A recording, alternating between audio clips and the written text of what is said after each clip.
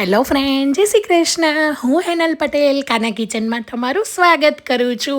બધાનો એક જ પ્રશ્ન હોય છે, બહાર લારીએ હોટલ જેવી જે સ્ટ્રીટ સ્ટાઇલ પાઉંભાજી મળે છે એવી ઘરે ક્યારેય નથી બનતી. તો જો ફક્ત 1 કપ તમે પાલક ઉમેરી લીધી તો એકદમ ટેસ્ટી અને બહાર હોટલ કે લારી જેવી જ પાઉંભાજી બનીને તૈયાર થઈ જશે.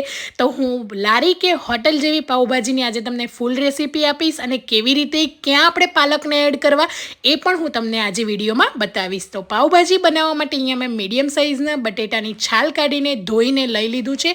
તો આ રીતે આપણે રફલી એને કટ કરી લઈશું. પાઉંભાજીની અંદર તમે કોઈ પણ વેજીટેબલને એડ કરી શકો છો. અહીંયા આ રીતે મેં કોબીજનો ટુકડો લીધો છે, એને પણ આ રીતે રફલી ચોપ કરી લીધેલું છે. હવે અહીંયા થોડો એવો નાનો કટકો ગાજર લીધું છે, ગાજરને પણ આ રીતે આપણે કટ કરી લઈશું. બધા જ વેજીટેબલ મેં અહીંયા પહેલેથી ધોઈને એકદમ સારી રીતે કોરા કરી લીધેલા છે. તો આ રીતે ફ્લાવર, દૂધીનો કટકો, બીટ, શિમલા મરચાં બધી જ વસ્તુને લઈ લેવાના છે.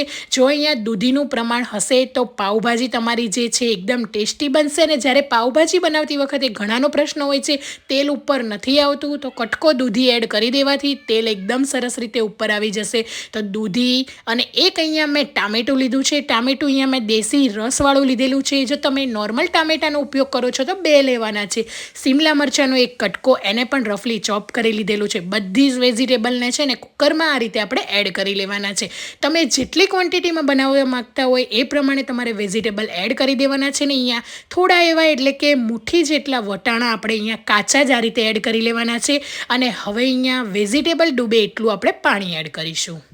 હવે અહીંયા બીટ એડ કરવાથી જે સ્ટ્રીટ સ્ટાઇલ જે પાઉંભાજી મળે છે લારી જેવી એવો જ કલર આવશે, એટલે બીટ પણ એડ કરવું જરૂરી છે. હવે અહીંયા 4 વિસલ કરી લેવાની છે. તમે જોઈ શકો છો બધા જ વેજીટેબલ એકદમ સારી રીતે કૂક થઈ ગયા છે. તો ગરમ જ આ રીતે મેશરની મદદથી આપણે મેશ કરી લેવાના છે.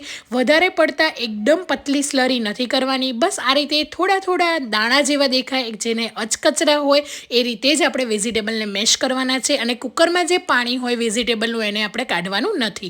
હવે આપણે પાઉંભાજીનો વઘાર કરવા માટે જાડા તળિયાવાળા વાસણની અંદર 4 થી 5 ક્યુબ બટરના અને 2 ચમચી તેલ એડ કરીશું. જેનાથી તેલ અને બટર બંને મિક્સ હશે તો બટર જે છે એ બળશે નહીં.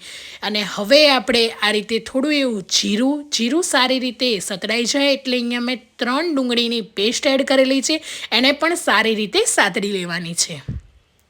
હવે અહીંયા ઘણા લોકો ડુંગળીના એકદમ ઝીણા કટકા કરીને પીસીસ એડ કરતા હોય છે.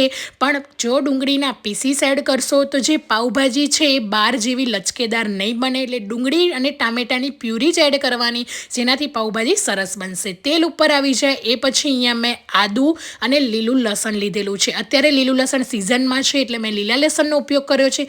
તમે લીલું લસણ ના હોય તો સૂકું લસણની પણ અહીંયા 5 થી 6 કળીને આ રીતે સારી રીતે પીસી શકો છો.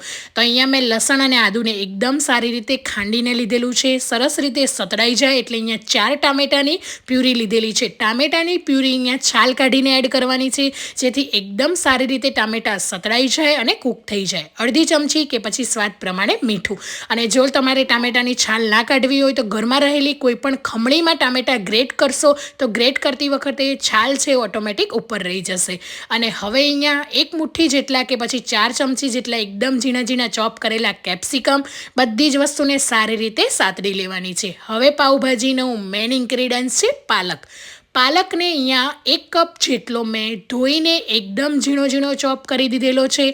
તો પાલકના પાન જો આ રીતે પાઉંભાજીમાં એડ કરશો તો પાલકથી ટેસ્ટ સારો આવશે. અને પાલકના પાનની અંદર એકદમ પાણીનું પ્રમાણ વધારે હોય છે અને એકદમ લીસા પાન હોય છે. આનાથી જે પાઉંભાજીનું ટેક્સચર છે એટલું સરસ આવતું હોય છે.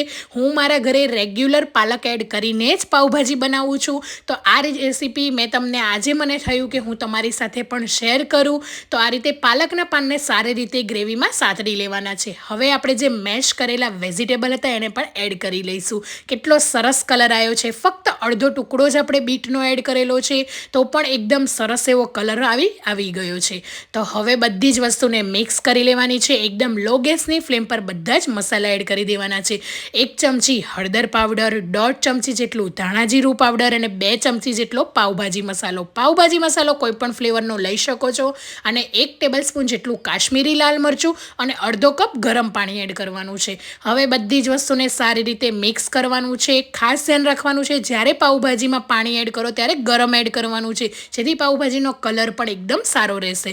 હવે એકદમ સરસ એવું તેલ જોઈ શકો છો ઉપર છૂટી ગયું છે. બધું જ તેલ ઉપર આવી ગયું છે. તો 1 કપ જેટલા ફ્રેશ લીલા વટાણાને મેં બાફી લીધેલા છે તો એને પણ આપણે એડ કરી દેવાના છે. અને ઉપરથી લીલા સમારેલા ધાણા એડ કરીને એકદમ સારી રીતે મિક્સ કરી લઈશું. છે ને બનાવી પણ એકદમ ઇઝી, અને જો ઘરમાં આ રીતે બનાવશો તો બધાને લાગશે કે પાવભાજી છે એ તમે બહારથી લાવ્યા છો. પણ એટલી સરસ અને ટેસ્ટી બનશે, ખાવામાં પણ એટલી ટેસ્ટી બનશે, અને લુક વાઇઝ તો તમને જોઈને ખબર પડી ગઈ હશે કે કેટલી સરસ કલર અને એનું ટેક્સચર આવ્યું છે. હવે આ પાવભાજીને મેં અહીંયા મસાલા પાવ અને લસણની ચટણી સાથે શેર કર્યા છે. જો તમારે પાવભાજી સાથે જે ખાવામાં આવતી લસણની ચટણીની રેસીપી જોઈતી હોય તો મને જરૂરથી કમેન્ટ બોક્સમાં જણાવજો. હું જરૂરથી આ રેસીપી આપીશ. અને આ ચટણી પણ એટલી ટેસ્ટી લાગતી હોય છે, તો જરૂરથી તમે પણ મારી આ સિક્રેટ રેસીપી ટ્રાય કરજો. Thank you for watching.